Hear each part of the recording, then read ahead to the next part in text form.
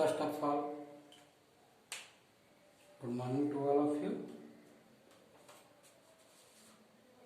जैसा कि हम लोग पिछले वीडियो में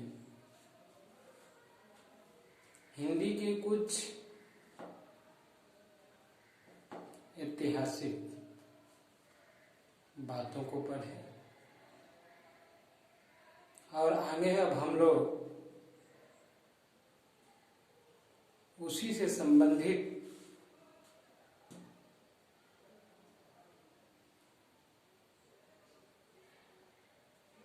आगे बढ़ेंगे।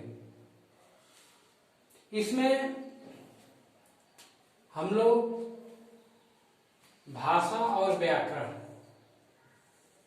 भाषा और व्याकरण, हिंदी के प्रथम चैप्टर को जब हम अध्ययन कर रहे थे तो इसमें हम पढ़ रहे थे भाषा और व्याकरण। तो भाषा के बारे में बताया, अब इसमें रह गया है व्याकरण। व्याकरण से पहले हम आते हैं हिंदी के विषय में थोड़ा सा। हम हिंदी, ये हिंदी, इसका अर्थ होता है हिंद की भाषा, हिंद की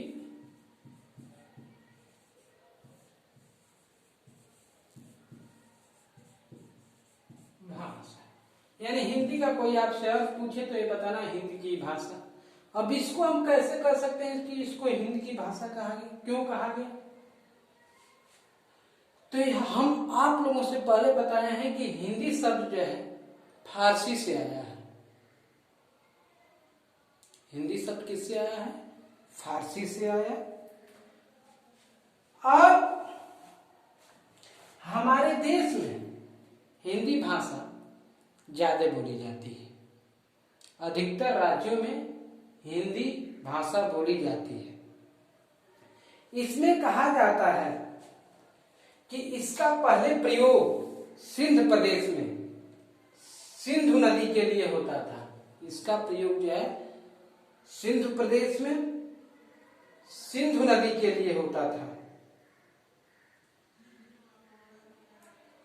फारसी बोलने वाले जितने भी थे, फारसी बोलने वाले, वह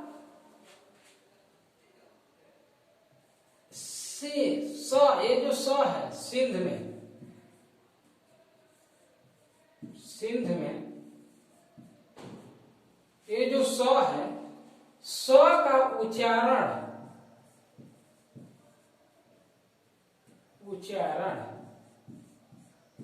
प्रायः जो है ह से किया करते थे। प्रायः किससे किया करते थे? ह से किया करते थे। और जिसके बदले जो है से, सिंध, और इसमें जो स है, स की जगह पे अगर ही हम कर दें तो क्या आ जाएगा? हिंद। और ये जो ध है ये अपभ्रंश होकर के बदल गया किसमें? नदी, अर्थात हिंदी में अपभ्रंश हो गया।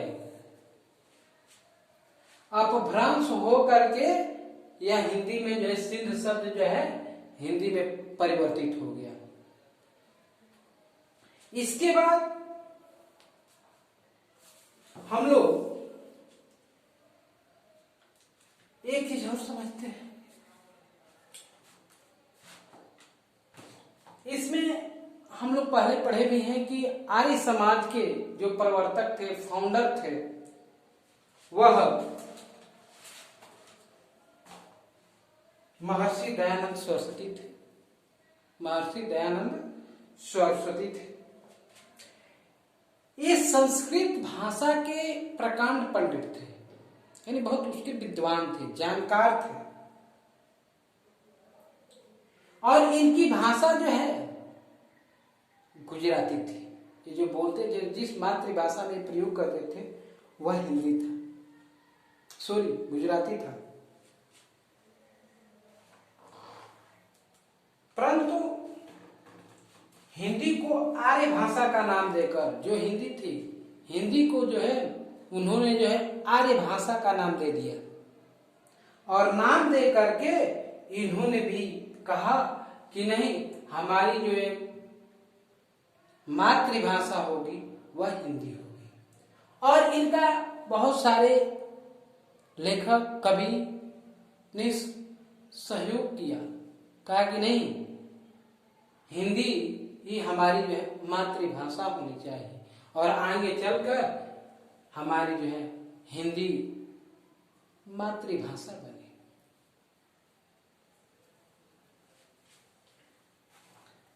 इसके बाद जब हम देखते हैं कि कुछ हम अपने जो ही प्रदेश से हटते हैं, दूसरे प्रदेश में जाते हैं, तो वहां की बोलियां जो है अलग हो जाती है। तो इन्होंने बोलियों को, जो हम बोलते हैं बोली, इन्होंने 5 वर्ग में बांटा, और बांटने वाले वो वर्ग कौन कौन से थे? तो इसमें बोलियां थी तो 5 थी। पहली थी पूर्वी हिंदी, पूर्वी हिंदी, पूर्वी हिंदी। दूसरी जो थी पश्चिमी हिंदी,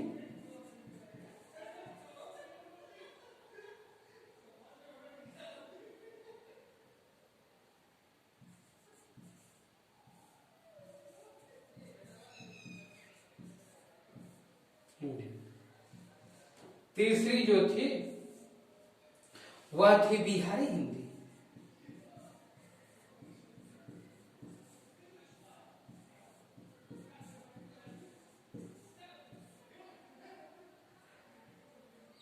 चौथी जो थी वह आई राजस्थानी हिंदी,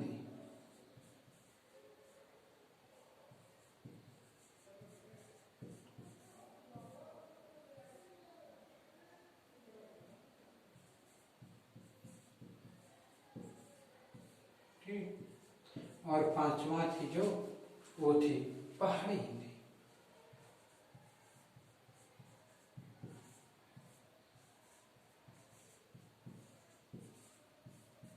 पहाड़ी हिंदी थी। इसके भी अंतर्गत पूर्वी हिंदी में कुछ आई, तो उसमें जो है अवधी, पूर्वी हिंदी में अवधी, बघेली और छत्तीसगढ़ी, 3 आई पूर्वी हिंदी में।